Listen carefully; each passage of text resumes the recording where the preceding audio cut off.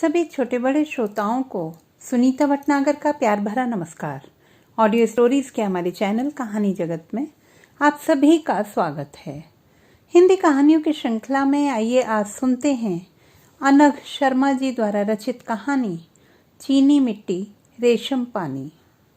आह्लाद की रेशमी डोरी हो या विषाद का सूती बिछौना, स्मृति में बंद पहले प्यार का सूखा गुलाब दोनों में बराबर ही महकता है। उसने कहीं सुना था ये, पर उसकी स्मृति में सिर्फ गुलाब ही नहीं, तमाम संसार बंद था और जिसकी महक उसके अंदर हर पल ठाठे मारती रहती थी। कितनी बड़ी चौखट थी उस घर की, जैसे किसी ने बुलंद दरवाजे की नकल उतार के जड़ दी हो। धूप छांव बिना उसे पार किए दालान में उतर ही नहीं सकते थे। वो बेल बूटे, लकड़ी के फूल अब उसकी यादों में कुलबुलाते हैं। अजब गजब सी आवाज़ें अंदर से गूंजती रहती हैं, जैसे खाली मैदान में हवा की सनसनाहटें, और यहाँ हॉस्टल के बंद कमरे में उसका दम घुटता था। कौन कौन है वहाँ? उसने चीखना चाहा, पर बोल नहीं निकले। अवचेतन में से एक आवाज़ गूंजी, मृत्यु। मृत्यु अवश्यंभावी है। जन्म टाला जा सकता है पर मृत्यु नहीं। हर हाल में आने वाली घड़ी है ये, किसी युक्ति से नहीं रोकी जा सकती। कौन है खिड़की पर? तुम हो क्या चक्कूमल? हाँ, तुम ही तो हो। तुम्हारी अंगूठियां दिख रही हैं मुझे, उसने बुदबुदाहट में कहा। बुखार की झोंक उसे फिर अतीत में बहा ले गई। अच्छा सुनो, तुम भी मुझे औरों की तरह पंडित जी बुलाया करो, चक्कूमल नहीं। और तुम क्या बुलाओगे मुझे? कीर्ति। मिस सरकार बुलाओ। पता है पिछली दफ़ा इसी नाम से फ्रॉड किया था मैंने, और फिर पकड़ी भी गई थी, उसने कहा। वो हंस पड़ा ये सुन के, पर बुखार की दवाइयों ने उसमें हंसने की ताकत भी नहीं छोड़ी थी। उसने करवट ले खिड़की की तरफ पीठ कर ली और वापस आंधासूती में डूब गई। चक्कूमल शुगर, वल्द नानकमल शुगर, वल्द मानकमल शुगर, हाजिर हो। वो चौंक कर जाग गई। चौक की घड़ी ने 3 बजाए थे। चांद बादल में सरक गया था। प्यास ने गले में दस्तक दी। उसने पानी से एक गोली निगली और साथ ही चक्कूमल की याद भी। पर कौन थे ये दोनों? पखावत से निकली कोई ताल, समय के बाहुपाठ से छूटे कोई अजब किरदार। कोई नहीं जानता था कि ये दोनों कौन थे। ये समय के अद्भुत दस्तावेज थे, वो वर्क थे जिन पर जीवन का लिटमस टेस्ट होना था। खुली खिड़की में से किसी गाने की अस्पष्ट धुन तैरती हुई कमरे के भीतर चली आ रही थी। याद अगर वो आए ऐसे कटे तन्हाई। सुनो जरा, ये खिड़की बंद कर दो, हवा आ रही है अंदर, उसने साथ सोती हुई लड़की से कहा और नींद की नाव डूबने से पहले किसी की याद को दस्तक देते हुए सुना। शिरीष के फूल पड़ी है? नहीं। मैक्सिम गोर्की को? नहीं। रागनियाँ सुनी है कभी तुमने? नहीं। तुमने कुछ पढ़ा सुना है कभी पंडित जी? हाँ, तुम्हें सुना है और तुम्हारी लकीरें पड़ी हैं। चुप रहो, उसने बनावटी क्रोध जताते हुए कहा था। अच्छा ये बताओ, हम कौन हैं? चक्कूमल ने पूछा। हम फ्रॉड हैं यार। तुम लोगों की झूठी लकीरें बाजते हो और मैं तो जिंदगी को अब तक ख्वाब फरोशी का जरिया ही मानती रही हूँ। अच्छा जानते हो फ्रॉड करना क्या होता है? नहीं। हम जितनी लफाजी, जितना भरम, जितना धोखा दूसरे को देते हैं ना, उससे कुछ ज़्यादा उसी वक्त खुद के साथ कर रहे होते हैं। हम अपनी ज़िंदगी के साथ सीसॉ खेल रहे हैं पंडित जी। और ज़िंदगी को ख्वाब फरोशी का जरिया मानने की कोई वजह? कोई वजह नहीं। और यूं भी दुनिया में जितनी भी वजह हैं सब फजूल हैं, और सलाहियतें तो बोझ हैं। मुझे बेवजह मरना है और सलाहियतों के बिना जीना है। एकदम रहो, बिन तराशे पत्थर की तरह। वैसे भी हम बिखरे हुए वर्क हैं। कल को कोई जिल्दसाज आएगा, हमें एक के ऊपर एक रखेगा, फिर हमें पाँव से दाएं बाएं से सर से ठोक ठाक कर अपनी जानें दुरुस्त करेगा।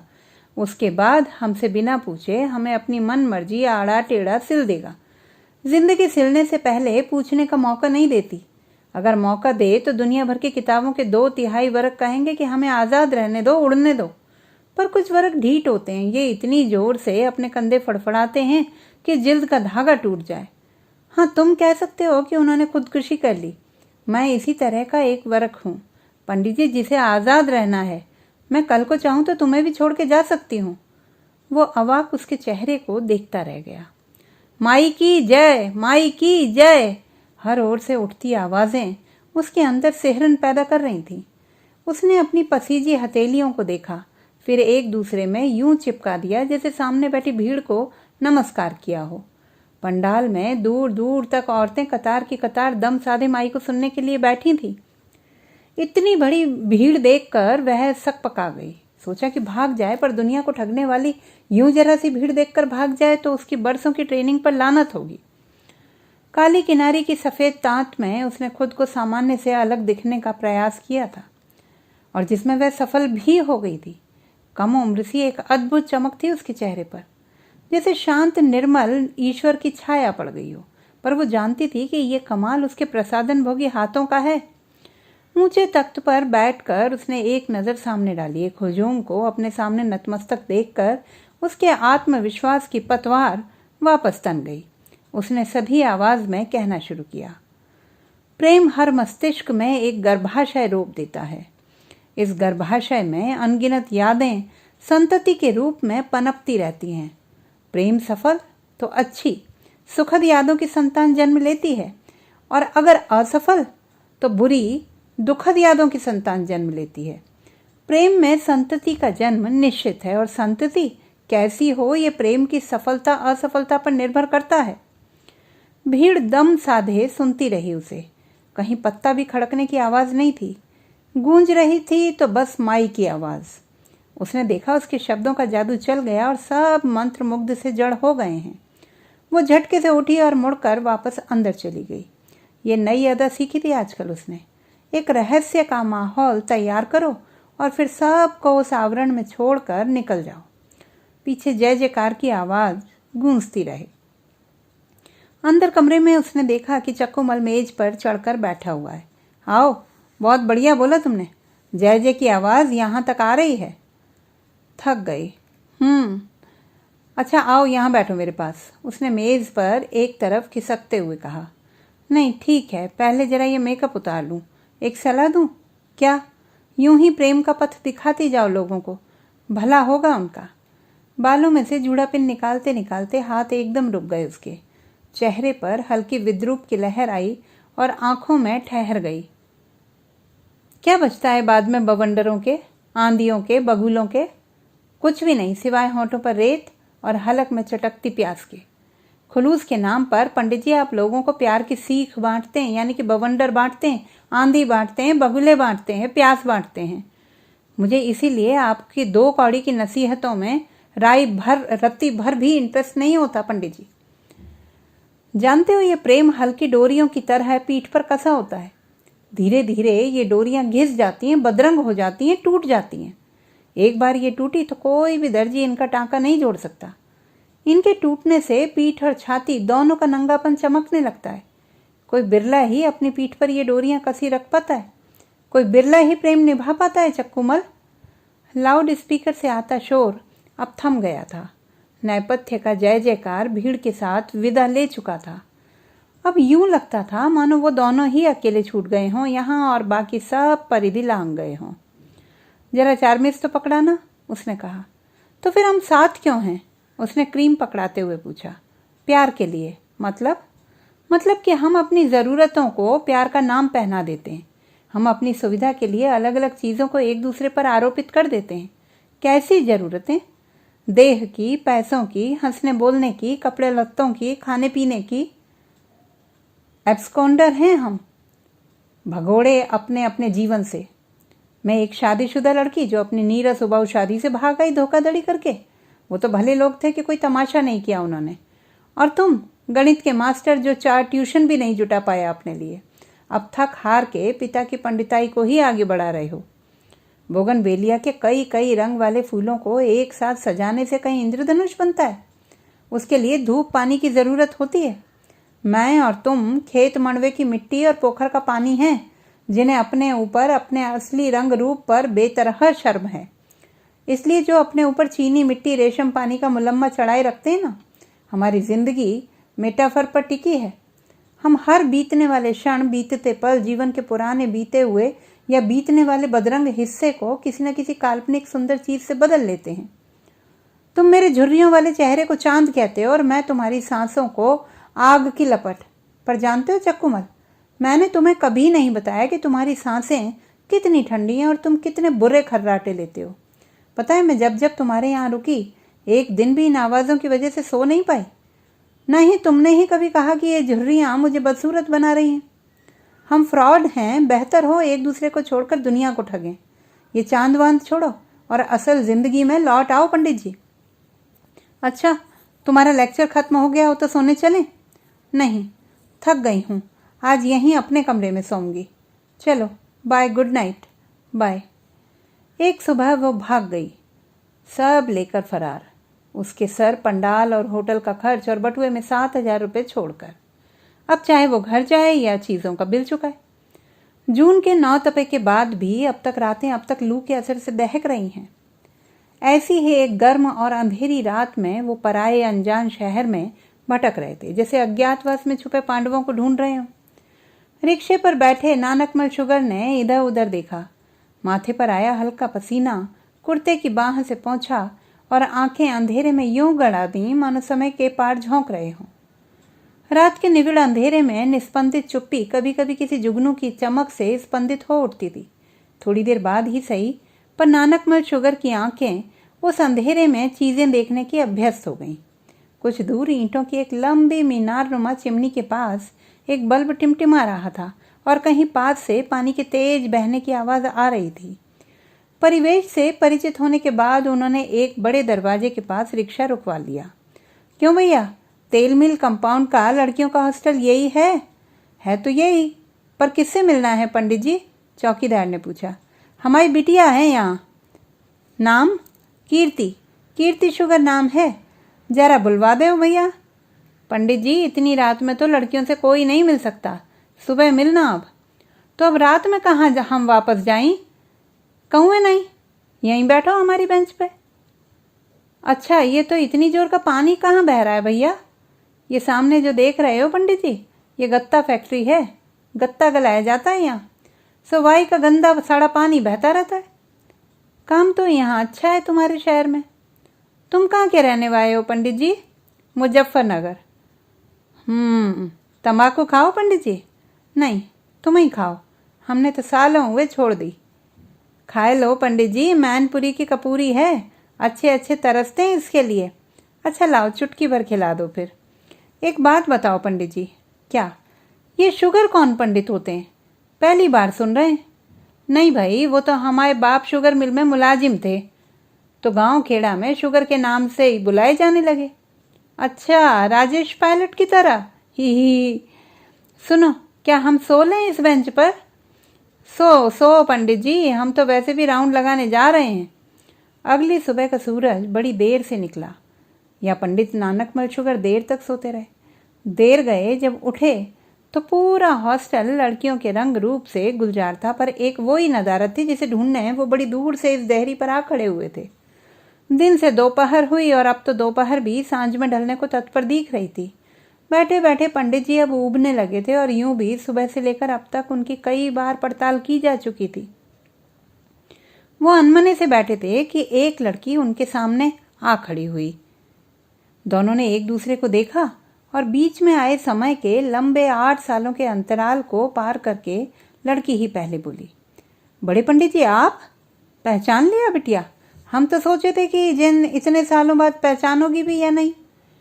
कहिए, कैसे आना हुआ? तुम्हारी मदद चाहिए। कैसी? तुम चलो हमारे साथ वापस और चलकर पुराना काम संभाल लो। तो मेरे पास क्यों आए हैं? चक्कूमल से कहिए, वो तो पहले ही संभाल रहे थे काम को। या साध्वी के आने से ग्लैमर आ जाएगा प्रवचनों में? वो कहाँ रहा अब? मतलब 3 साल हुए, पीलिया बिगड़ गया था, बचा नहीं पाए। ओह, दुख की एक छाया चेहरे पर जरा देर रुककर वापस लौट गई। पल भर में ही वो अपने रंग में लौट आई थी। ये तो आज पहली बार देख रही हूँ बड़े पंडित जी कि बछड़ा मर जाए तो गैया खुद मेमने को दूध पिलाने चली आए। वो सकपक आ गए। चल के गद्दी संभाल लो तुम। मैं ऐसे नहीं जा सकती पंडित जी। कुछ देर चुप रहकर वो बोली। क्यों? यहाँ मुझ पर एक केस चल रहा है। पुलिस को 70,000 चाहिए उसे रफा दफा करने को। आप इंतज़ाम कर दो तो मैं इससे फारिग को साथ चल लूँगी। और हाँ, आगे इसके बाद जो मुनाफा वो 50-50। ये 70,000 अलग हैं पंडित जी, ये वापस नहीं होंगे। समय की चकफेरियों में जो सामान्य हो गए, उन्होंने अपने लिए गंगा के तट तलाश लिए। जो विलक्षण बचे रह गए उन्होंने अपने लिए आकाश गंगाएं चुनी, उनके उद्गम समागम के छोर ढूंढने को। फिर वो चाहे शेक्सपियर की कोई नायिका हो, कामू का कालीगुला हो या दिनकर का कर्ण। ये बचे रहे अपने सामान्यीकरण के होने से। ये विवश रहे जीवन के बजाय समय की प्रतीक्षाएं जीने को। ये समय के आगे थे, इसलिए इतिहास में बदल दिए गए।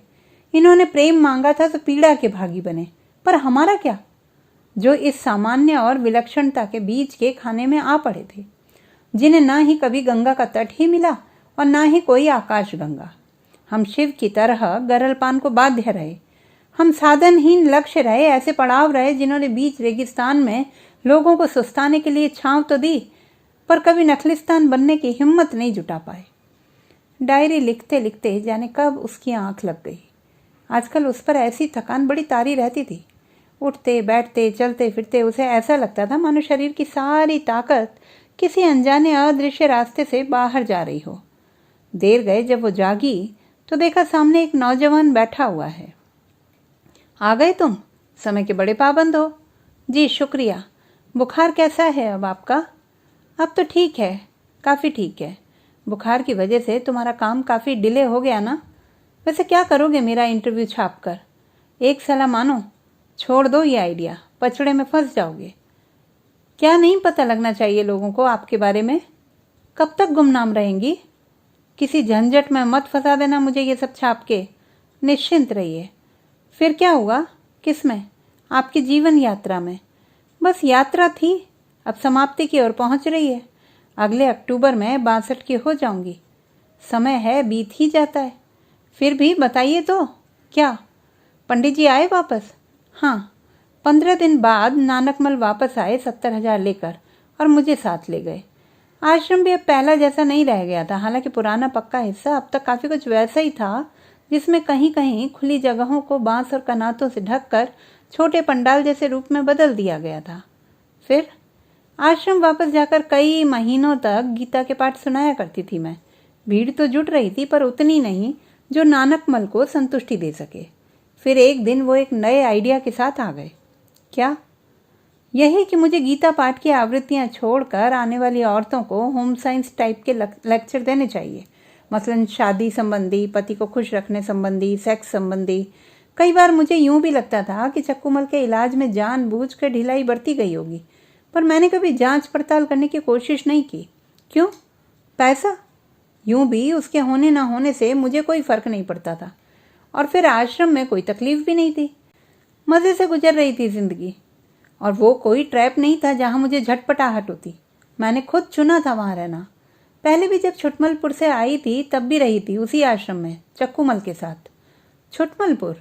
हाँ, सहारनपुर के पास एक छोटा सा गांव था तब तो। चक्कूमल की ननिहाल थी वहाँ। और आप? मैंने शादी की थी वहाँ, पर जाने कैसे पता लग गया उन्हें कि ये धोखाधड़ी की शादी है। वहीं पहली बार चक्कूमल से मिलना हुआ था, तब तक तो उसे भी नहीं मालूम था कि सब माजरा क्या है। फिर एक दिन मैं उसके संग चली आई। कुल कितने समय आप आश्रम में रहीं? 17 साल। पहले 3 और दूसरी बार लगभग 14 साल। तो आप लौट क्यों आई वापस? पहले जब आई थी तो बंधन से आज़ादी चाहिए थी, और दूसरी बार घृणा, ग्लानि। ये ग्लानि, जुगुप्सा, घृणा कभी भी घेर सकते हैं आपको। जब नानकमल आश्रम के महंत बने तो थोड़ी निराशा हुई थी मुझे। काश मैं बन पाती। पावर का बड़ा चार्म लग रहा था, पर बाद में जब सोचा तो लगा अच्छा ही हुआ जो नहीं बनी। आश्रम के महंत को बाद में समाधि लेनी पड़ती है। जब वो भी नहीं रहे तो इस पूरे खेल, पूरी प्रक्रिया की प्रति जानी क्यों मेरे मन में एक जुगुप्सा का भाव पैदा हो गया। और यूं भी ये गॉडमैन से गॉड बनने का खेल बड़ा यंत्रणापूर्ण होता है, वो हिम्मत नहीं बची थी। और यहाँ तो अभी 3 साल की नौकरी और बची है। फिर यह हॉस्टल भी है। आड़े वक्त बड़ा काम आता रहा है यह हॉस्टल मेरे। जी। अच्छा चलूँ मैं अब? हाँ भाई जाओ। अच्छा लिखना, छापना सब। जब छप जाए तो पढ़वाना भी मुझे, वरना इतनी बार यहाँ आने का क्या फ़ायदा। जी ज़रूर। अच्छा सुनो, जाते हुए पर्दा गिरा जाना, और हाँ, ज़रा वहाँ टेबल से चारमिस भी पकड़ा देना। तो दोस्तों, ये थी हमारी आज की कहानी। आपको कैसी लगी कमेंट बॉक्स में लिखना ना भूलें। चैनल को सब्सक्राइब करें, लाइक करें और मित्रों के साथ शेयर करें।